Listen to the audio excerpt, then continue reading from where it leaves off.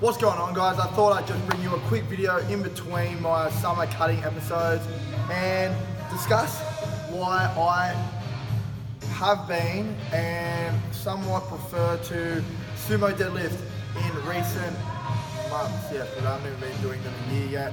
I've recently pulled a 1RM of 270 and the video process behind that will be up in one of the summer cutting episodes. But this little video is going to be why I like to sumo deadlift and how I feel that I minimize my back pain. I get a really tight back when I used to conventional deadlift, and since I've been sumo deadlifting, other than on some of the really heavy days where I kind of like, I rush my setup a little bit, I don't really get a stiff back at all. So if you get a stiff back when you're conventional, maybe switching to sumo might be for you.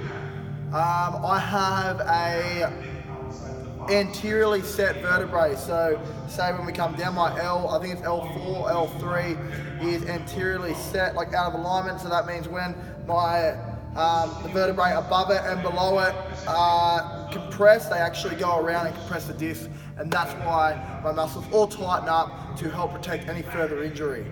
So I'm going to get straight into this video and see why I deadlift sumo and how I do it to minimize my back tightness.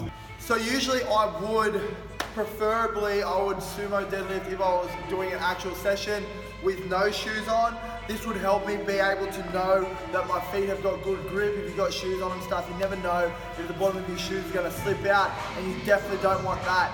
Also, if you have shoes that may have like a raised heel on them or unstable heels, they may cause impingement in the back of the ankle region, and I don't know, that's just another injury that I'm looking to avoid. So for my setup, some people may stand in a little bit closer when they're doing a sumo.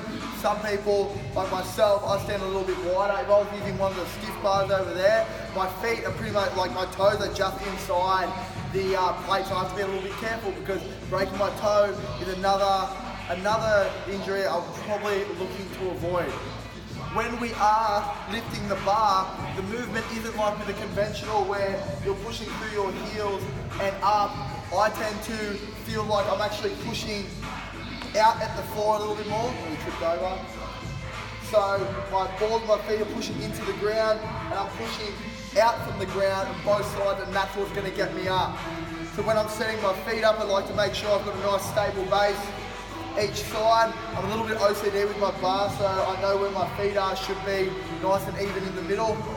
When I'm going down, knees go out, chest stays high, and I stay either looking forward or up a little bit. Chest high, take a deep breath in, and release your breath at the top. We're going to come down at a fast but controlled pace. Back down to the ground. Once again, push it out and up. One of the main issues I feel like I see when people try and transition from conventional to sumo, they're actually not doing a sumo and getting the benefits that it actually provides to people that may get a tight back or something like that. When I see people setting up for a sumo, they clearly don't warm up properly. They don't stretch out through their groin, through their inner hamstrings or anything like that. So when they go down on a bar, their toes are pointed a little bit forward, and when they go down and grab it, their knees actually come over the bar like that, just like you would if you were going to do a conventional.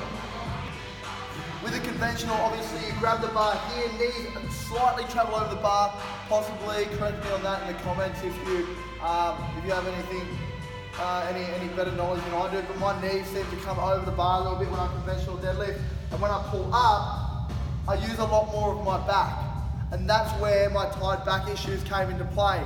Now, what I did with sumo to make that better, I really warm up the inside of my legs, either foam rolling or some certain stretches. I can make a video on that if you would like. Put that in the comments too. But when I go down, I'm not actually warmed up that much yet, but I can probably get down to my position. My toes are pointed out, and when you go down, knees go out in the same direction. I can still feel that tightness through my inner leg, but my knees are slightly traveling out. They're not going over the bar. Then when I grab the bar, my chest and back is pretty upright. So I want to be pretty much keeping my back nice and straight as I go down, and then when I'm coming up, I don't have to retract my back and use that. It's all happening through my hamstrings and glutes. So I'm going down, keeping myself nice and upright, and then when I pull, it's just straight up and locking out at the top. And again, deep breath in.